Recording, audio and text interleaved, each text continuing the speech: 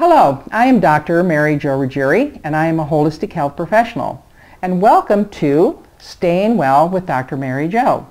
Let's talk today about infections. The fourth largest cause of death in this country, my friends, are hospital infections. So your chance of going into a hospital and coming out with a severe infection, sometimes death, is you have a good chance of doing that, which is sad. So I want to share a few things with you.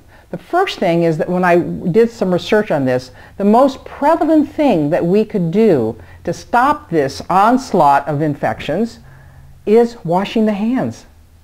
And I'll tell you, there is a whole process behind it.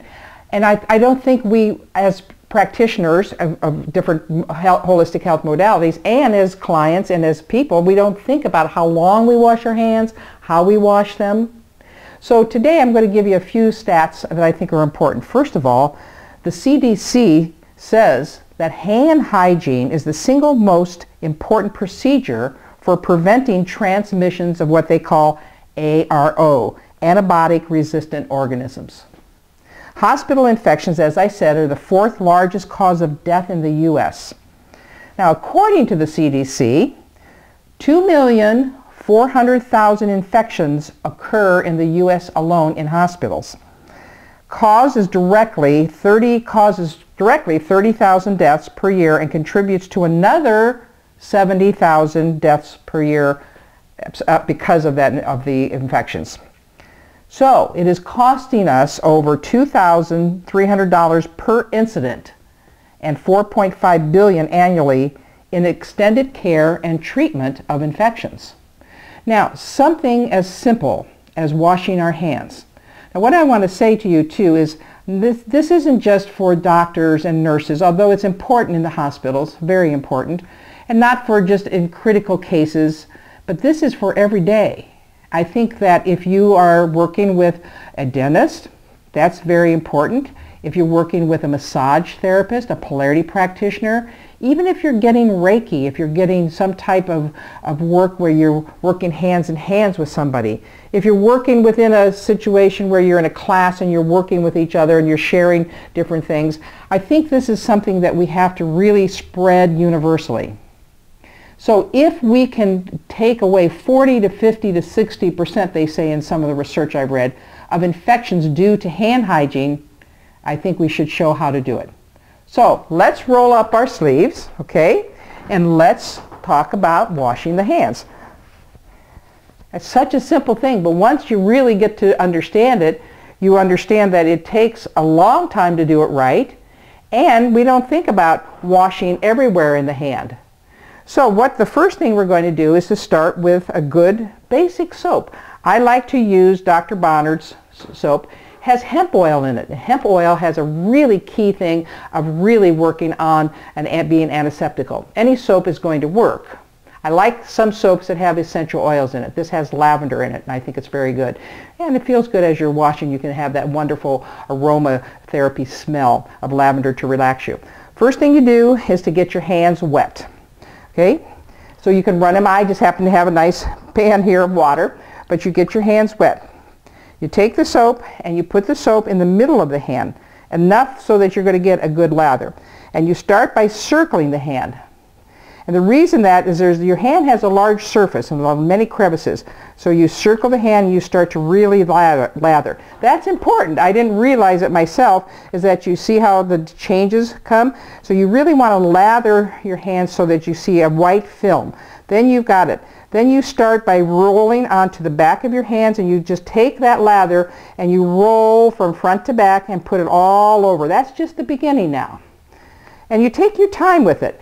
I know some parents have their children slowly sing or go through the alphabet when they wash the hands. But I think if you get your children used to how to do this, to make the bubbles, make the lather, okay, now you're ready to start washing. First thing you do is you have to wash every finger. Because in the fingers you have all the V ports of the fingers, you've got all the areas, and you take and you just hold the finger and just do a rotation on every finger. All 10 fingers.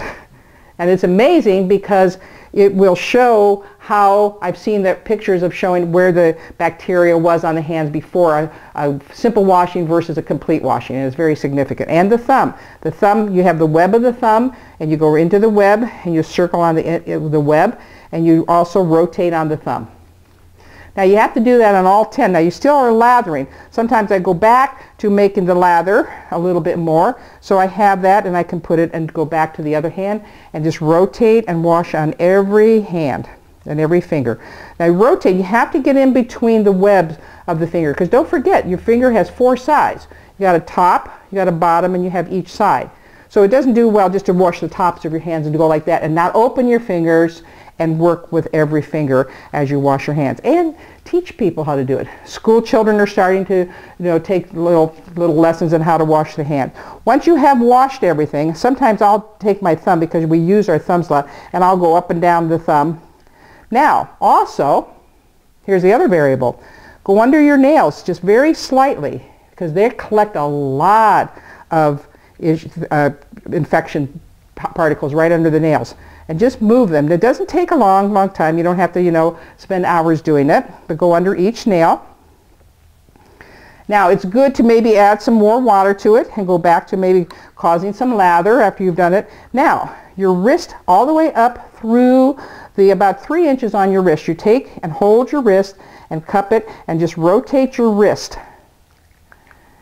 And 3 or 4 or 5 times, move it through, wring it down, and go to the other wrist.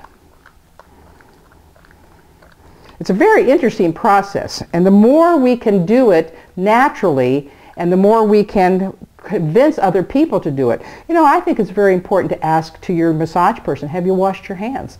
I've talked to a lot of medical people who say one of the key things is they wouldn't go into a hospital for any type of service unless they had someone there to tell people as they walked in, hey, did you wash your hands? Again, 4th largest cause of death are hospital infections, and most of them are because of hands and instruments that aren't clean. So again, after you have done all that, they actually take it and rotate again. There's another method for cleaning the fingers. Let me show you that. Take your hands and you fold them in, and you can go like this. And as you move through, you just go all the way out. Kids like it. This is fun. Sometimes you can come under here and rotate your fingers. And I know it seems like, wow, what a process, but is it worth it when you're talking about one of our biggest problems are the transmission of infections? And when you're done with that, I sometimes just hold it and just let it rest. Then you just take your hand and you can put it in the water and you can just rinse it off. And I always shut the water, and then you can go to a different, and always rinse with clean water, especially if you're working, if you have a faucet, that's fine. But that was water that I was washing my hands in, so I'm coming over to a clean. Now, there's a process of rinsing your hands too.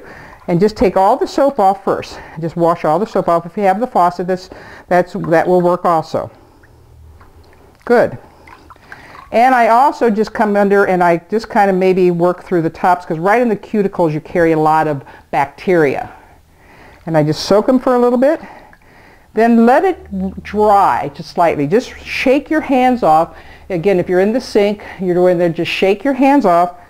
Now have ready, and I don't like to use paper all the time, and if you have clean hand towels, but watch when you go to people's houses and things, if there's a hand towel there that people have been using, you're just spreading the infections one place to another. So you take a paper towel, have them there, and wiping your hands is important. You pat them dry, but you should go in and just wipe through every finger. Yes, is it a process? But what are the alternatives? And sometimes when you're done, you can throw it away and then maybe get another clean one. So if you have 2 sheets, then you make sure that they're dry. Now, I even read and have heard from different key people that don't reach for the handle and shut the handle off. Take your elbow and shut the handle off or the water off. If you're going to open the door, maybe open the door with your elbow, or if you have your paper towel, go and open the door. So at least you're starting out with clean hands, and I'll tell you, this is the carrier of most of our infections. So that's the whole demonstration. It takes a little bit of time. If we educate our people, or educate our children, if we as consumers are key, and asking people, have you washed your hands? You don't want to be compulsive, obsessive about it, but we certainly could share with everyone this process. And again, in the hospitals especially. So thank you for being with us, and let's stop infections with good hand hygiene. Thank you.